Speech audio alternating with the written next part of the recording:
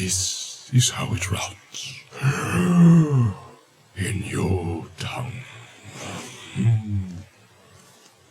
When spring unfolds the beechen leaf and sap is in the bough, when light is on the wildwood stream and wind is on the brow, when stride is long and breath is deep and keen the mountain air, come back to me and say my land is fair. And the Entwife sings, when spring is come to garth and field, and corn is in the blade, when blossoms like a shining snow is on the orchard laid, when shower and sun upon the earth with fragrance fill the air, I'll linger here and will not come, because my land is fair. To which the Ent sings, when summer lies upon the world, and in a noon of cold, beneath the roof of sleeping leaves, the dreams of trees unfold, when woodland halls are green and cool, and wind is in the west, come back to me, and say my land is best. And the Entwife sings, when summer warms the hanging fruit and burns the berry brown, when straw is gold and the air is white, and harvest comes to town, when honey spills and apple swells, the wind will be in the west. I'll linger here beneath the sun, because my land is best. Then the Ent sings, when winter comes, the winter wild, that hill and wood shall slay, when trees shall fall and starless night devour the sunless day, when wind is in the deadly east, then in the bitter rain I look for thee and call to thee, I'll come to thee again. To which the Entwife sings, when winter comes and singing ends, when darkness falls at last, when broken is the barren bough, and light and labor past, thee, and wait for thee, until we meet again. Together we'll take the road beneath the bitter rain, and then both sing together. We will take the road that leads into the west. And far away we'll find a land where both our hearts may rest.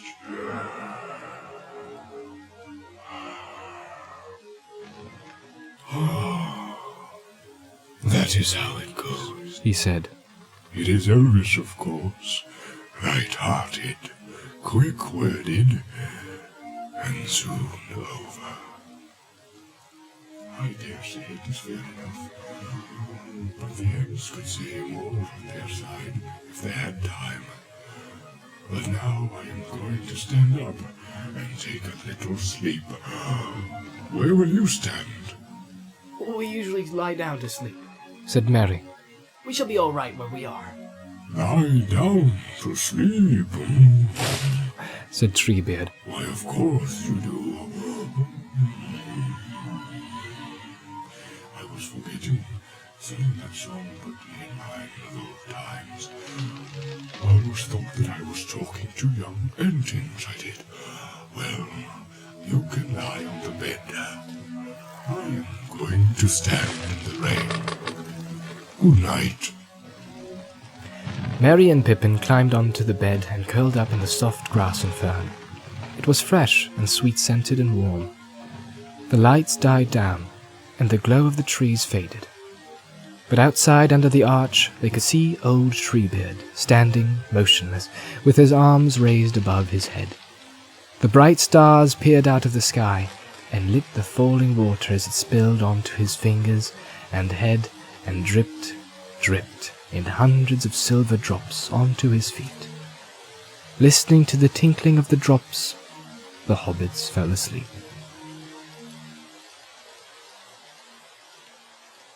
They woke to find a cool sun shining into the great court, and onto the floor of the bay. Sheds of light cloud were overhead, running on a steep easterly wind. Treebeard was not to be seen, but while Merry and Pippin were bathing in the basin by the arch, they heard him humming and singing as he came up the path between the trees. Oh, good morning, Merry and Pippin. He boomed when he saw them. You sleep long. I have been many 100 strides already today.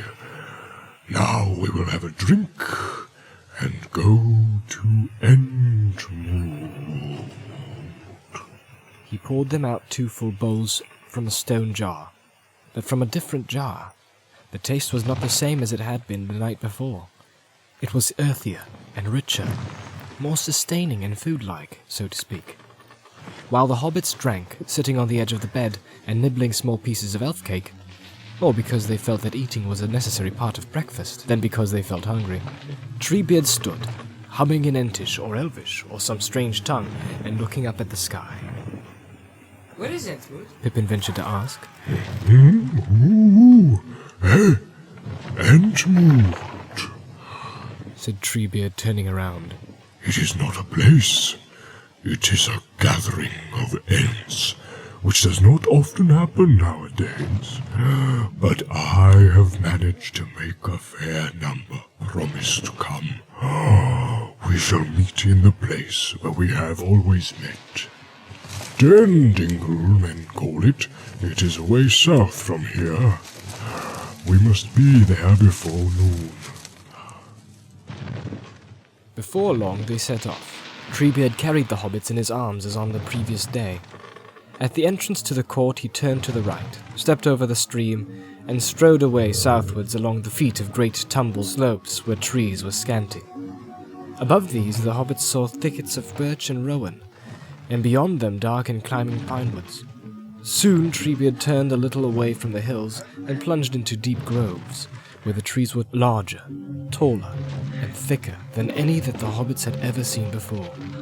For a while they felt faintly the sense of stifling which they had noticed when they first ventured into Fangor. But it soon passed. Treebeard did not talk to them. He hummed to himself deeply and thoughtfully. But Merry and Pippin caught no proper words. It sounded like...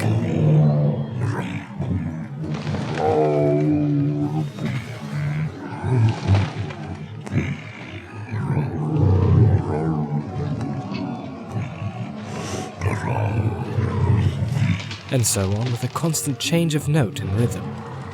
Now and again they thought they heard an answer, a hum or a quiver of sound that seemed to come out of the earth, or from boughs above their heads, or perhaps from the boles of the trees, but Treebeard did not stop or turn his head to either side. They had been gone for a long while.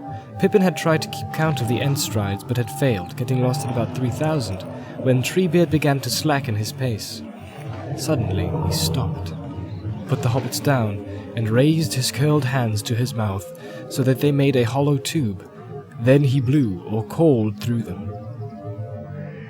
A great hoom-hom rang out like a deep-throated horn in the woods, and seemed to echo from the trees. Far off there came from several directions a similar hoom-hom-hom-hoom. That was not an echo, but an answer. Treebeard now perched Merry and Pippin on his shoulders and strode on again, every now and then sending out another horn call, and each time the answers came louder and nearer.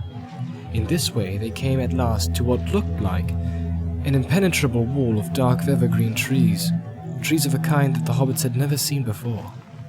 They branched out right from the roots, and were densely clad in dark, glossy leaves like thornless holly, and they bore many stiff, upright flower spikes, with large, shining, olive-colored buds.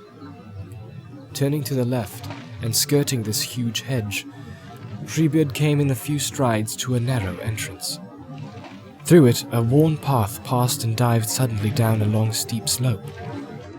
The hobbits saw that they were descending into a great dingle, almost as round as a bowl, very wide and deep, crowned at the rim with the high, dark, evergreen hedge. It was smooth and grass-clad inside, and there were no trees except 3 very tall and beautiful silver birches that stood at the bottom of the bowl. 2 other paths led down into the dingle, from the west and from the east. Several Ents had already arrived. More were coming in down the other paths, and some were now following Treebeard. As they drew near, the hobbits gazed at them. They had expected to see a number of creatures as much like Treebeard as one hobbit is like another, at any rate to a stranger's eye, and they were very much surprised to see nothing of the kind. The Ents were as different from one another as trees from trees, some as different as one tree is from another, and of the same name but quite a different growth in history, and some as different as one tree kind from another, as birch from beech, oak from fir. There were a few older Ents, bearded and gnarled like hail, but ancient trees, though none looked as ancient as Treebeard. And there were tall, strong Ents, clean-limbed and smooth-skinned like forest trees in their prime. But there were no young Ents, no saplings. Altogether there were about 2 dozen standing on the wide grassy floor of the dingle, and as many more were marching in. At first Merry and Pippin were struck chiefly by the variety that they saw. The many shapes, colours, and differences in girth and height, and length of leg and arm, and in the number of toes and fingers, anywhere from 3 to 9.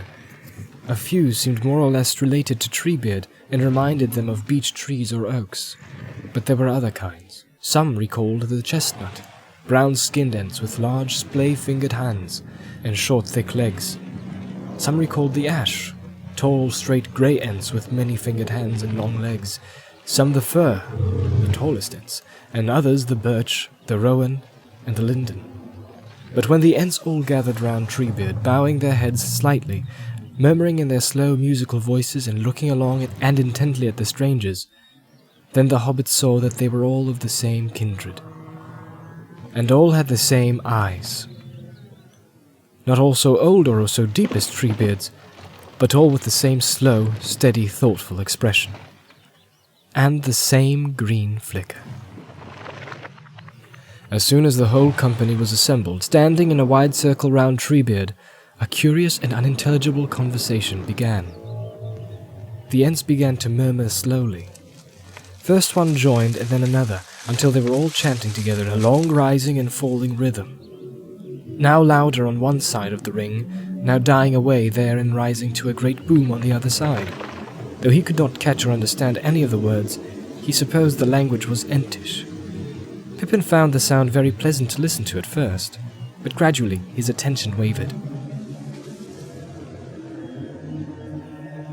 After a long time, and the chant showed no signs of slackening, he found himself wondering, since Entish was such an unhasty language, whether they had yet got further than good morning, and if Treebeard was to call the roll, how many days it would take to sing all their names.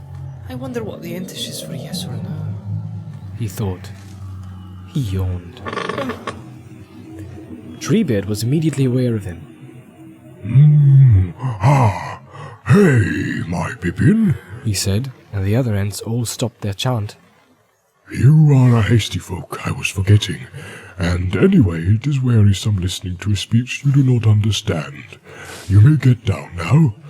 I have told your names to the Entmoot, and they have seen you, and they have agreed that you are not orcs, and that a new line shall be put in the old lists.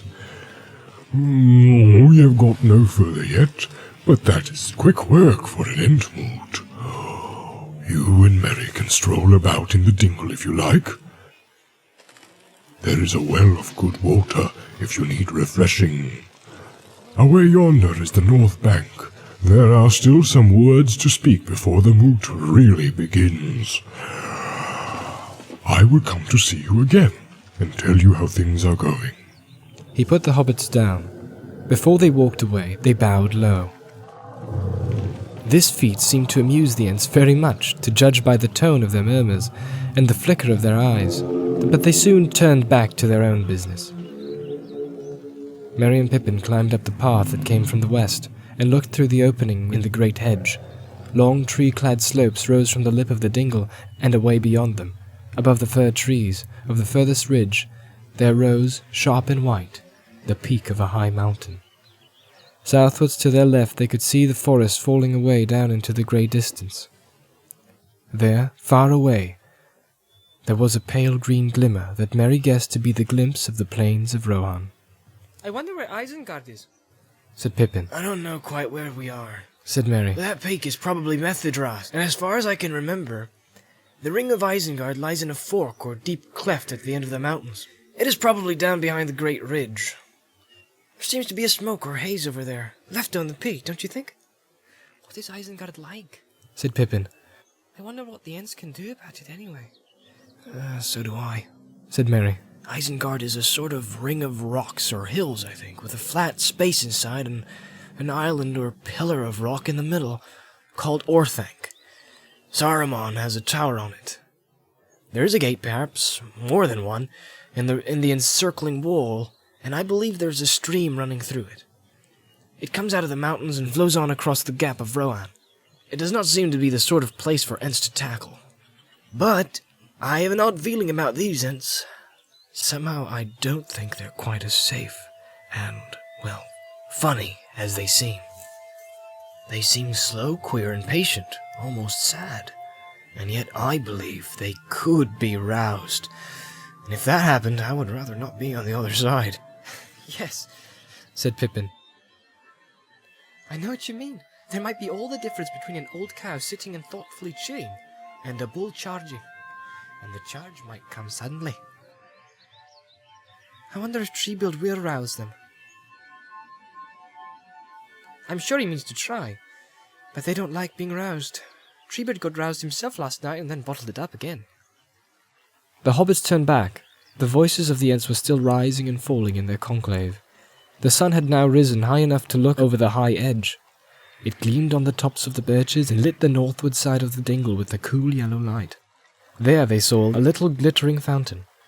They walked along the rim of the great bowl at the feet of the evergreens. It was pleasant to feel cool grass about their toes again, and not to be in a hurry. And then they climbed down the gushing water.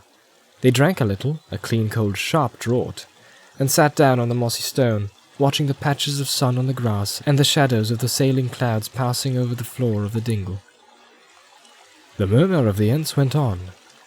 It seemed a very strange and remote place, outside their world, and far from everything that had ever happened to them. A great longing came over them for the faces and voices of their companions, especially for Frodo and Sam, and for Strider. At last there came a pause in the Ent voices, and looking up they saw Treebeard coming towards them with another Ent at his side. "Here I am again," said Treebeard. "Are you getting weary or feeling impatient? Eh? Well, I am afraid that you must not get impatient yet.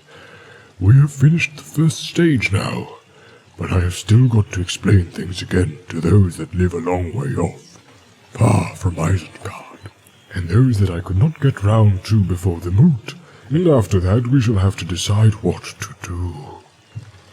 However, deciding what to do does not take Ents so long as going over all the facts and events that they have to make up their minds about. Still, it is no use denying we shall be here a long time yet. A couple of days, very likely. So I have brought you a companion. He has an Ent house nearby. Bregalad is his elvish name. He says he has already made up his mind and does not need to remain at the moot. He is the nearest thing among us to a hasty Ent. You ought to get on together. Goodbye." Treebeard turned and left them. Bregalad stood for some time surveying the hobbits solemnly, and they looked at him, wondering when he would show any signs of hastiness. He was tall, and seemed to be one of the younger Ents. He had smooth shining skin on his arms and legs, his lips were ruddy, and his hair was grey-green. He could bend and sway like a slender tree in the wind. At last he spoke, and his voice, though resonant, was higher and clearer than Treebeard's. "My friends, let us go for a walk," he said. "I am Bregalad. That is Quickbeam in your language, but it is only a nickname, of course. They have called me that ever since I said yes to an elder Ent before he had finished his question. Also, I drink quickly, and go out while some are still wetting their beards. Come with me." He reached down 2 shapely arms and gave a long-fingered hand to each of the hobbits. All that day they walked about in the woods with him, singing and laughing, for Quickbeam often laughed. He laughed if the sun came out from behind a cloud. He laughed if they came upon a stream or spring. Then he stooped and splashed his feet and head with water. He laughed sometimes at some sound or whisper in the trees. Whenever he saw a rowan tree, he halted a while with his arms and stretched out, and sang, and swayed as he sang. At nightfall he brought them to his Ent house, nothing more than a mossy stone set upon turves under a green bank. Rowan trees grew in a circle about it, and there was water, as in all Ent houses, a spring bubbling out from the bank. They talked for a while as darkness fell on the forest. Not far away the voices of the Entmoot could be heard, still going on, but now they seemed deeper and less leisurely, and every now and again one great voice would rise in a high and quickening music, while all the others died away. But beside them Bregalad spoke gently in their own tongue, almost whispering, and they learned that he belonged to Skinbarg's people, and the country where they had lived had been ravaged.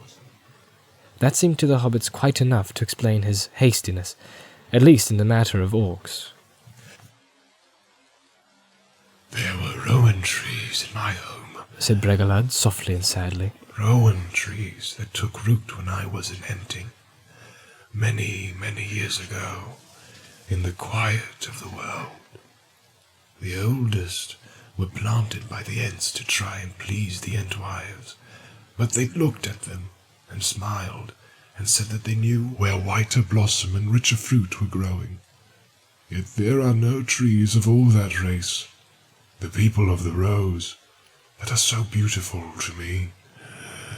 And these trees grew and grew, till the shadow of each was like a green hall, and their red berries in the autumn were like a burden, and a beauty and wonder. Birds used to flock there. I like birds, even when they chatter, and the rowan has enough fan to spare. But the birds became unfriendly and greedy, and tore at the trees, and threw the fruit down and did not eat it. Then orcs came, with axes, and cut down my trees. I came and called them by their long names, but they did not quiver, they did not hear or answer. They lay dead. Oh, Rofarne, la semista carnimirie. Oh, rowan fair, upon your hair how white the blossom lay. Oh, rowan mine, I saw you shine upon a summer's day. Your rind so bright, your leaves so light, your voice so cool and soft. Upon your head now golden red, the crown you bore aloft. Oh, rowan dread, upon your head your hair is dry and grey. Your crown is filled, your voice is stilled, forever and a day. O Rofarne, la semista carnimirie. The hobbits fell asleep to the sound of the soft singing of Bregalad, that seemed to lament in many tongues the fall of trees that he had loved. The next day they spent also in his company, but they did not go far from his house. Most of the time they sat silent under the shelter of the bank, for the wind was colder and the clouds closer and greyer. There was little sunshine, and in the distance the voices of the Ents at the moot still rose and fell, sometimes loud and strong, sometimes slow and sad, sometimes quickening, sometimes slow and solemn as a dirge. A second night came, and still the Ents held conclave under hurrying clouds and fitful stars. The third day broke, bleak and windy. At sunrise the Ent's voice rose to a great clamour, and then died down again. As the morning wore on, the wind fell and the air grew heavy with expectancy. The hobbits could see that Bregalad was now listening intently, although to them, down in the dell of his Ent house, the sound of the moot was faint. The afternoon came, and the sun, going west towards the mountains, set out long yellow beams between the cracks and fissures of the clouds. Suddenly, they were aware that everything was very quiet. The whole forest stood in listening silence. Of course, the Ent voices had stopped. What did that mean? Bregalad was standing up, erect and tense, looking back northwards towards Dan Dingle. Then with a crash came a great ringing shout.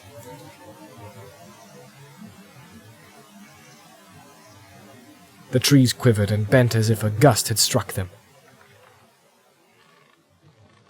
There was another pause, and then a marching music began like solemn drums, and above the rolling beats and booms there welled voices, singing high and strong. We come with roll of drum, da-room, da-room, da-room, da-room. The Ents were coming. Ever nearer and louder rose their song. We come with horn and drum, da-room, da-room, da-room, da-room. Bregalad picked up the hobbits and strode from his house. Before long they saw the marching line approaching. The Ents were swinging along with great strides down the slope towards them. Treebeard was at their head, and some 50 followers were behind him, 2 abreast, keeping step with their feet and beating time with their hands upon their flanks. As they drew near, the flash and flicker of their eyes could be seen. Here we come with the moon. Here we come at last. called Treebeard when he caught sight of Bregalad and the hobbits. Come, join the mood. We are off to Isengard.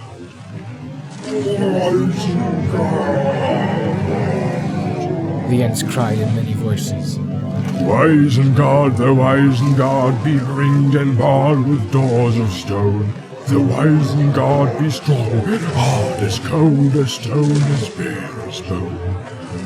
We go to war, to hew the stone and break the door. For bone and bow are burning now, the furnace roars, we go to war. The land of gloom with tramp of doom, with roll of drum we come with power. To Isengard with doom we come, with doom we come, with doom we come. So they sang as they marched southwards. Bregalad, his eyes shining, swung into the line beside Treebeard. The old Ent now took the hobbits back, and sent them on his shoulders again. And so they rode proudly, at the head of the singing company, with beating hearts and heads held high. Though they had expected something to happen eventually, they were amazed at the change that had come over the Ents. It seemed now as sudden as the bursting of a flood that had long been held back by a dike. The Ents made up their minds rather quickly after all, didn't they? Pippin ventured to say after some time, when for a moment the singing paused, and only the beating of the hands and feet was heard. Oh, quickly, Said Treebeard. Yes, indeed, quicker than I expected. Indeed, I have not seen them roused like this for many an age. The Ents do not like being roused, and we never are roused unless it is clear to us that our trees and our lives are in great danger. That has not happened in this forest since the wars of Sauron and the men of the sea. It is the orc work, the wanton hewing, without even the bad excuse of feeding the fires, that has so angered us, and the treachery of a neighbor who should have helped us. Wizards ought to know better. They do know better. There is no curse in Elvish, Entish, or the tongues of men bad enough for such treachery. Down with Saruman. Will you really break the doors of Isengard? Asked Merry. Well, we could, you know. You do not know, perhaps, how strong we are. Maybe you have heard of trolls? They are mighty strong. But trolls are only counterfeits, made by the enemy in the great darkness, in mockery of Ents, as orcs were of elves. We are stronger than trolls. We are made of the bones of the earth. We can split stones like the roots of trees, only quicker, far quicker if our minds are roused, if we are not hewn down or destroyed by fire or blast of sorcery. We could split Isengard into splinters and crack its walls into rubble. But Saruman will try to stop you, won't he? Ah, yes, that is so. I have not forgotten it. Indeed, I have thought long about it. But, you see, many of the Ents are younger than I am, by many lives of trees. They are all roused now, and their mind is all on one thing. Breaking Isengard. But they will start thinking again before long. They will cool down a little when we take our evening drink. Oh, what thirst we shall have. But let them march now, and sing. We have a long way to go, and there is time ahead for thought. It is something to have started. Treebeard marched on, singing with the others for a while. But after a time his voice died to a murmur and fell silent again. Pippin could see that his old brow was wrinkled and knotted. At last he looked up, and Pippin could see a sad look in his eyes. Sad, but not unhappy. There was a light in them, as if the green flame had sunk deeper into the dark wells of his thought. Of course, it is likely enough, my friends. He said slowly. Likely enough that we are going to our doom. The last march of the Ents. But if we stayed at home and did nothing, doom would find us anyway, sooner or later. That thought has long been growing in our hearts, and that is why we are marching now. It was not a hasty resolve. Now at least the last march of the Ents may be worth a song. He sighed. We may help the other peoples before we pass away. Still, I should have liked to see the songs come true about the Endwives. I should dearly have liked to see Fimbrithiel again. But there, my friends, songs like trees bear fruit only in their own time and their own way, and sometimes they are withered untimely. The Ents went striding on at a great pace. They have descended into a long fold of the land that fell away southward. Now they began to climb up, and up, onto the high western ridge. The woods fell away, and they came to scattered groups of birch, and then to bare slopes where only a few gaunt pine trees grew. The sun sank behind the dark hill back in front. Grey dusk fell. Pippin looked behind. The number of the Ents had grown, but what was happening? Where the dim bare slopes that they had crossed should lie, he thought he saw groves of trees. But they were moving. Could it be that the trees of Fangorn were awake, and the forest was rising, marching over the hills to war? He rubbed his eyes, wondering if sleep and shadow had deceived him, but the great grey shapes moved steadily onward. There was a noise like wind in many branches. The Ents were drawing near the crest of the ridge now, and all song had ceased. Night fell, and there was silence. Nothing was to be heard save a quaint quiver of the earth beneath the feet of the Ents, and a rustle, the shade of a whisper, as of many drifting leaves. At last they stood upon the summit, and looked down into a dark pit. The great cleft at the end of the mountains. Nan Kurunir, the valley of Saruman. Night lies over Isengard, said Treebeard.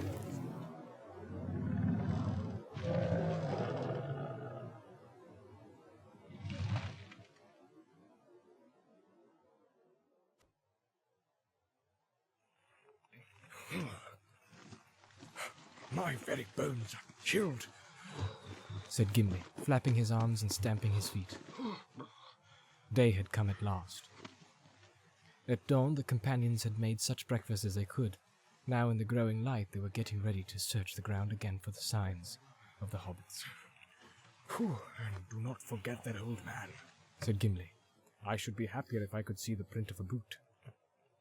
Why would that make you happy? Said Legolas. Because an old man with feet that leave marks might be no more than he seemed, answered the dwarf. Maybe, said the elf. but a heavy boot might leave no print here. The grass is deep and springy. That would not baffle a ranger, said Gimli. A bent blade is enough for Aragorn to read, but I do not expect him to find any traces. It was an evil phantom of Saruman that we saw last night. I am sure of it, even under the light of morning. His eyes are looking out on us from Fangorn even now, maybe.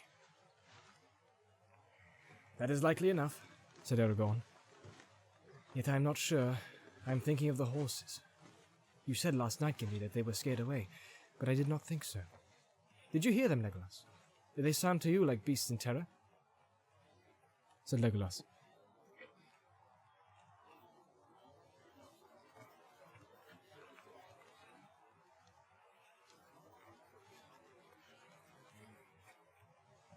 So I thought, said Aragorn.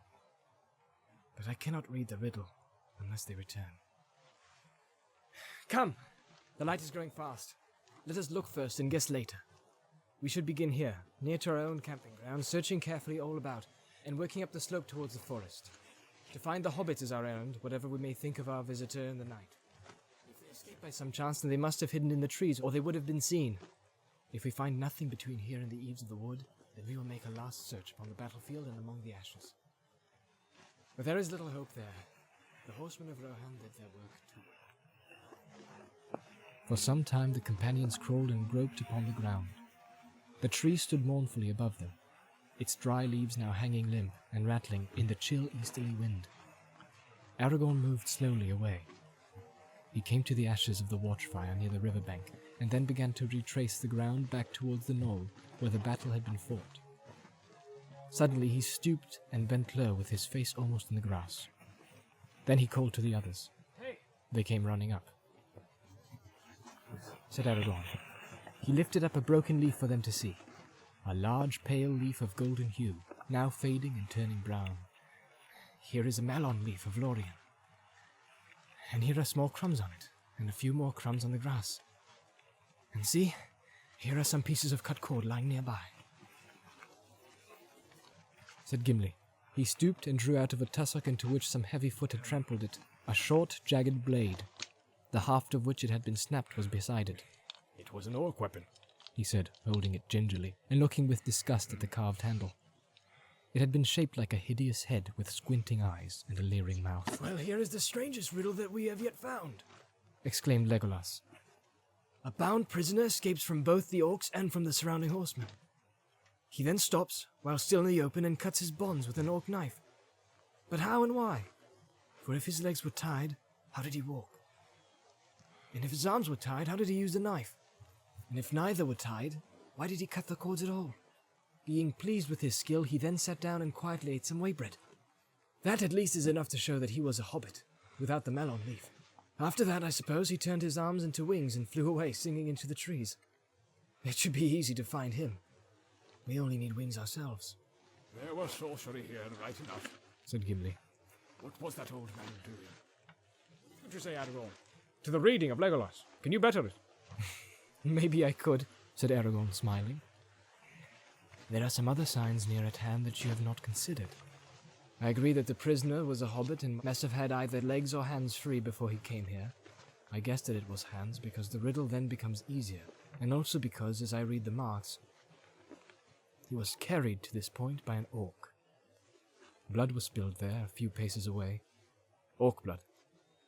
There are deep prints of hoofs all about this spot, and signs that a heavy thing was dragged away. The orc was slain by horsemen, and later his body was hauled to the fire, but the hobbit was not seen. He was not in the open, for it was night, and he still had his elven cloak. He was exhausted and hungry, and it is not to be wondered at that, when he had cut his bonds with the knife of his fallen enemy, he rested and ate a little before he crept away. But it is a comfort to know that he had some lembas in his pocket, even though he ran away without gear or pack. That, perhaps, is like a hobbit. I say he, though I hope and guess that both Merry and Pippin were here together. There is, however, nothing to show that for certain.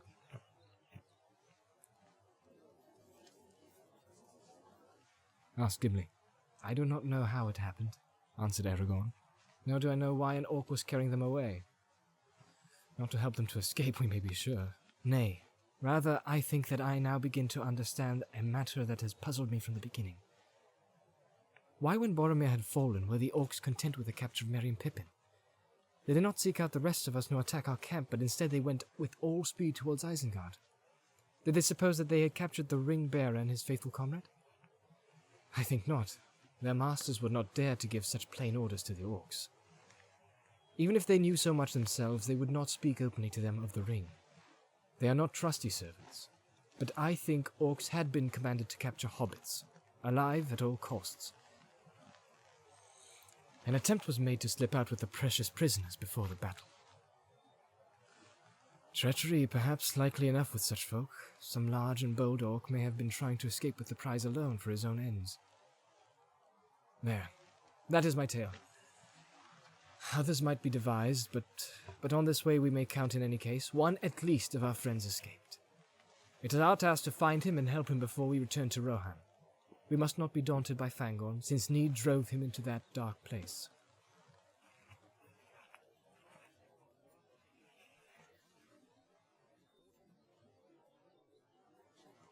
Said Gimli. Then let us go to the forest, said Aragorn. It was not long before Aragorn found fresh signs. At one point, near the bank of the Entwash, he came upon footprints. Hobbit prints, but too light for much to be made of them. Then again, beneath the bole of a great tree, on the very edge of the wood, more prints were discovered. The earth was bare and dry, and did not reveal much. One hobbit at least stood here for a while and looked back, and then he turned away to the forest, said Aragorn.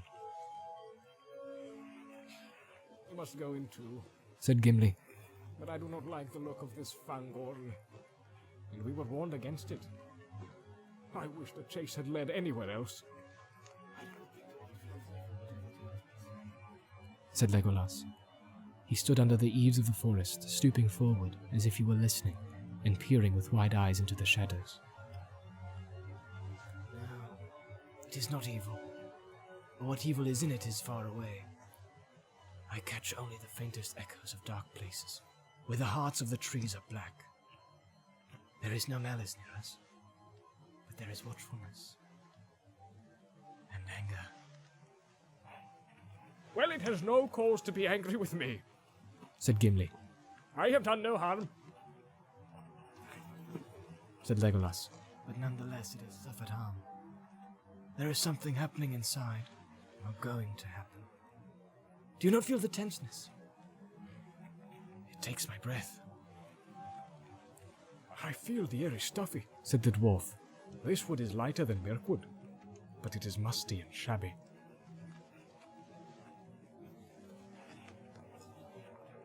Said the elf. As I have not felt since I journeyed with you, children. It is old and full of memory. I could have been happy here if I had come in days of peace. I dare say you could. Snorted Gimli. You are a wood elf anyway, though elves of any kind are strange folk. Yet you comfort me. Where you go, I will go. But keep your bow ready to hand, and I will keep my axe loose in my belt. Not for you, sword trees, he added hastily, looking up at the tree under which they stood. I do not wish to eat that old man at unawares without an argument ready to hand, that is all.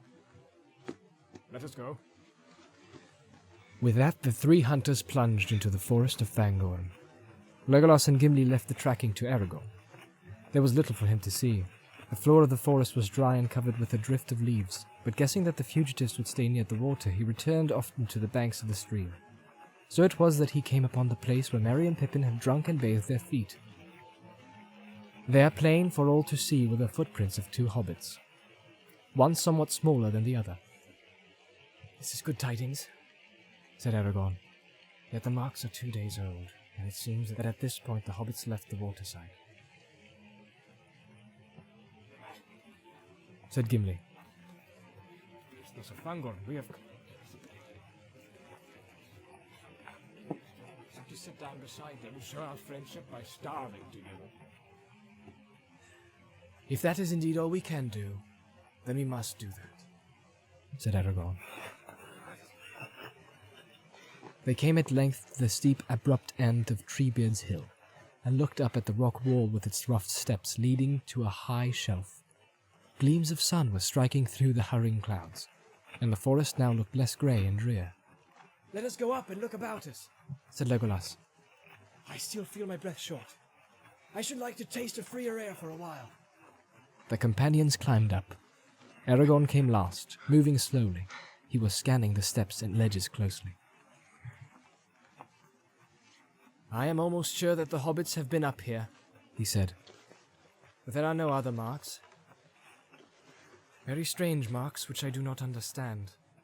I wonder if we can see anything from this ledge which will help us to guess which way they went next. He stood up and looked about, but he saw nothing that was of any use. The shelf faced southward and eastward, but only on the east was the view open. There he could see the heads of the trees descending in ranks towards the plain from which they had come. They have journeyed a long way round, said Legolas. We could have all come here safer together if we had left the great river on the second or third day and struck west. Few can foresee whither their road will lead them, till they come to its end. But we did not wish to come to Fangor, said Gimli. Yet here we are, and nicely caught in a net, said Legolas. Look, Look at what? Said Gimli. in the trees. Where? I have not health eyes.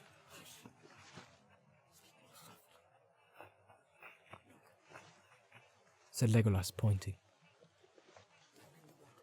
Back in the way that we have just come.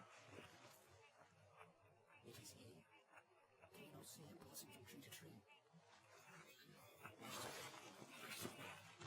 Hissed Gimli. Look, Aragorn! Did I not warn you? There is the old man, all in dirty grey rags. That is why I could not see him at first. Aragorn looked and beheld a bent figure moving slowly. It was not far away. It looked like an old beggar man, walking warily, leaning on a rough staff. His head was bowed, and he did not look towards them. In other lands they would have greeted him with kind words, but now they stood silent, each feeling a strange expectancy.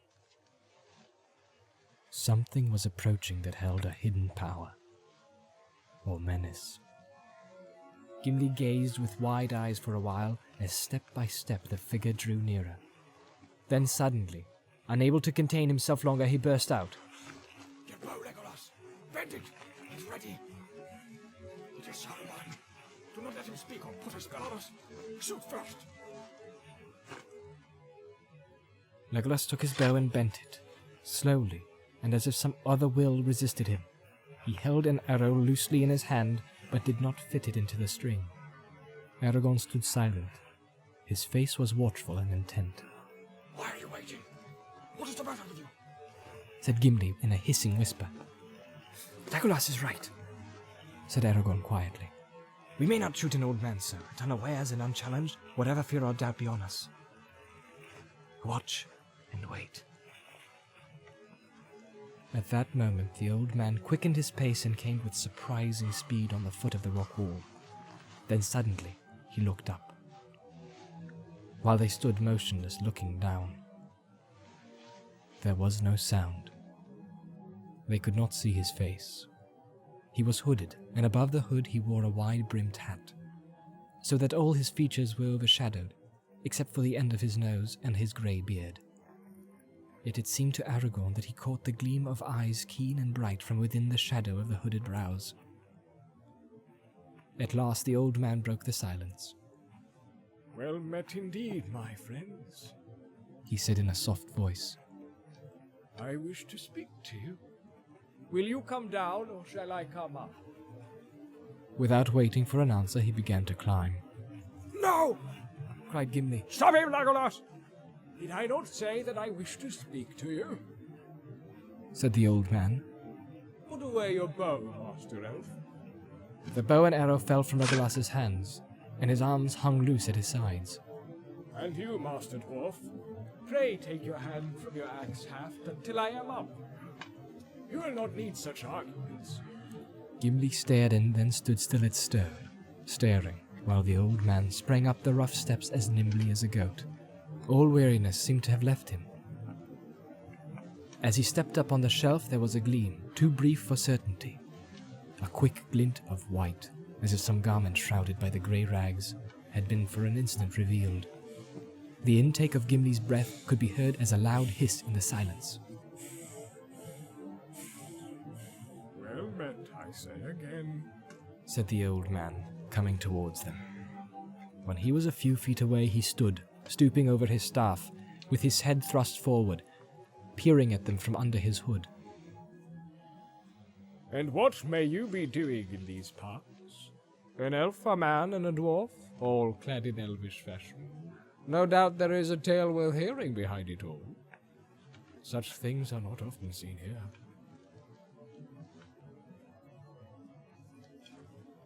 Said Aragorn. Said the old man.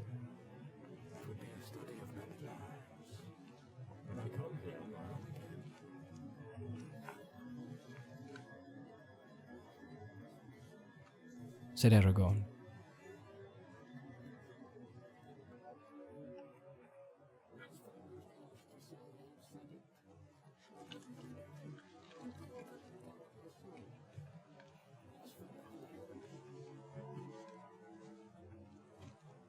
He broke off, laughing long and softly.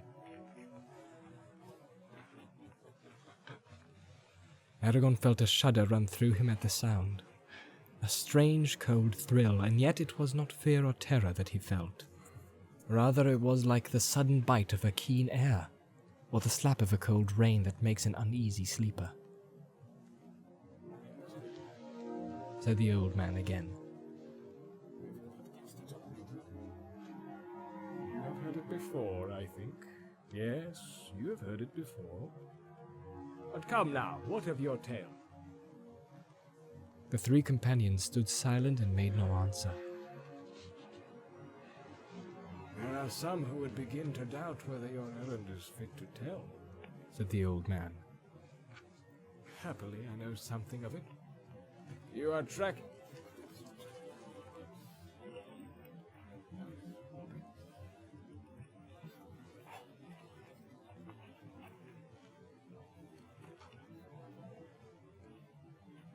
Well, they climbed up here the day before yesterday, and they met someone they didn't expect.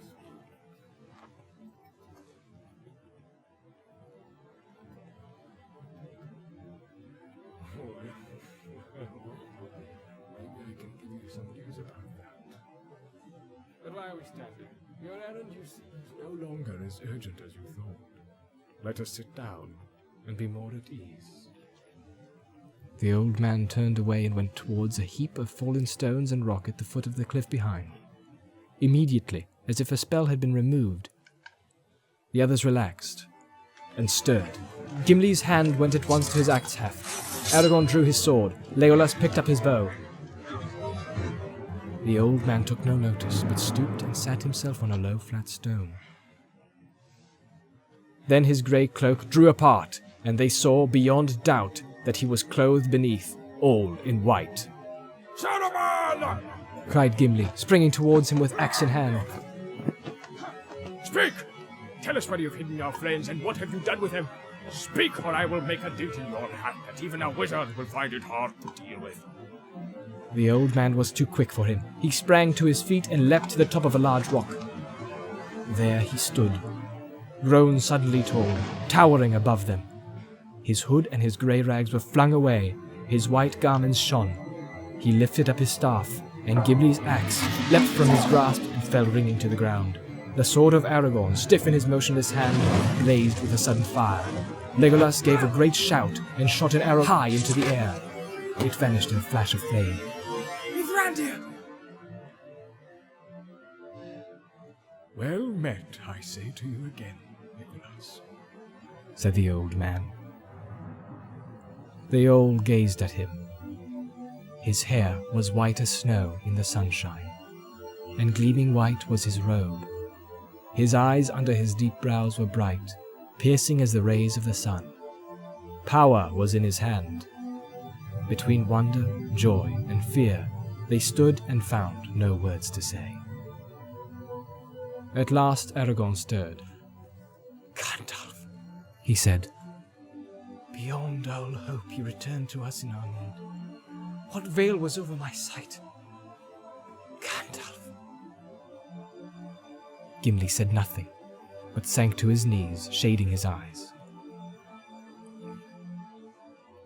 Gandalf, the old man repeated, as if recalling from old memory a long-disused word.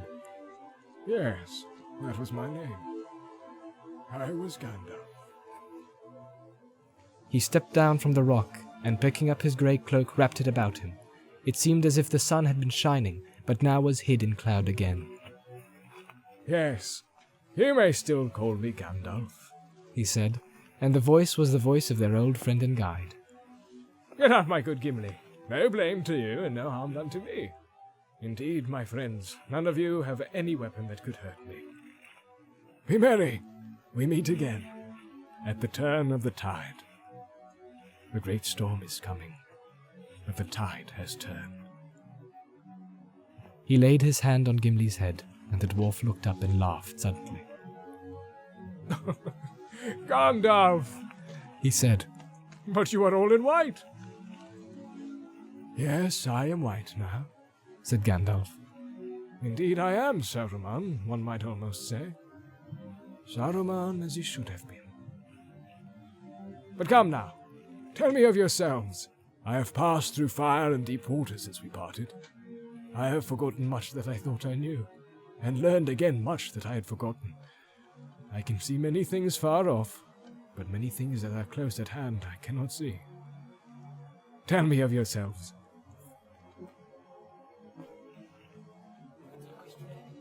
Said Aragorn.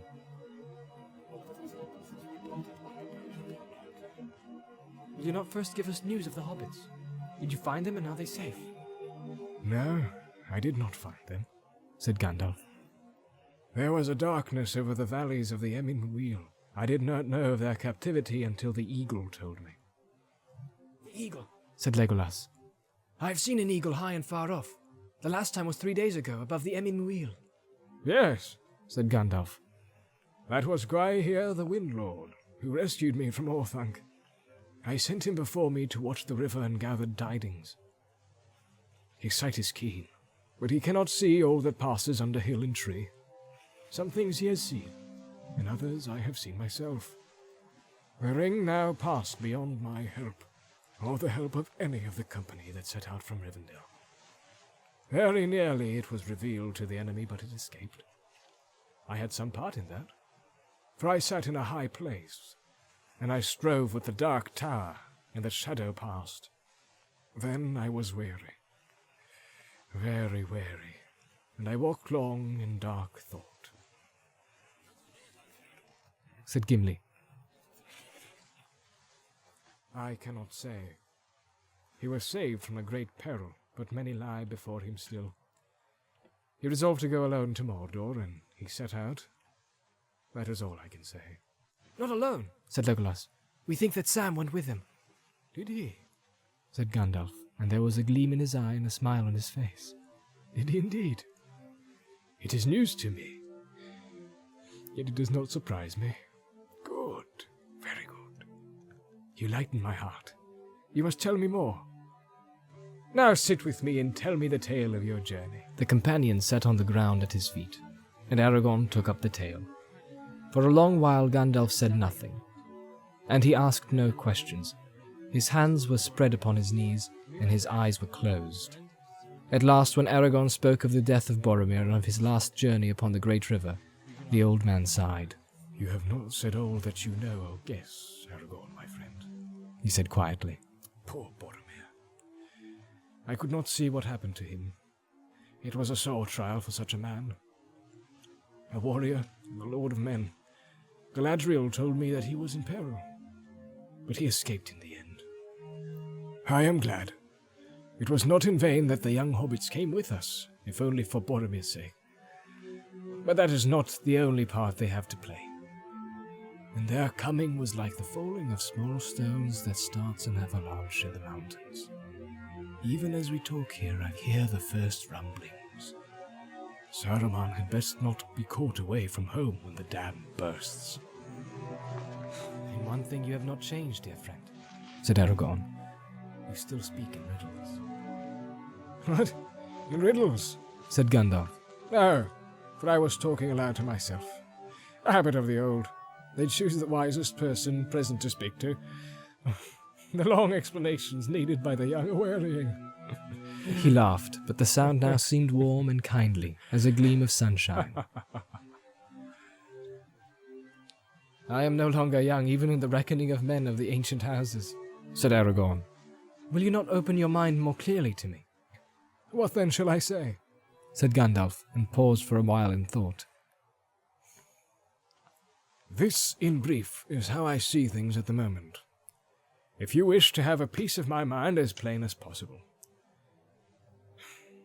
The enemy, of course, has long known that the ring is abroad, and that it is borne by a hobbit. He knows now the number of our company that set out from Rivendell, and the kind of each of us. But he does not yet perceive our purpose clearly. He supposes that we are all going to Minas Tirith, for that is what he would himself have done in our place. And according to his wisdom, it would have been a heavy stroke against his power. Indeed, he is in great fear, not knowing what mighty one may suddenly appear, wielding the ring, and assailing him with war, seeking to cast him down and take his place. That we should wish to cast him down and have no one in his place is not a thought that occurs to his mind. That we should try to destroy the ring itself has not yet entered into his darkest dream. In which no doubt you will see our good fortune and our hope. For imagining war, he has let loose war, believing that he has no time to waste. For he that strikes the first blow, if he strikes it hard enough, may need to strike no more. So the forces that he has long been preparing, he is now setting in motion, sooner than he intended. Wise fool.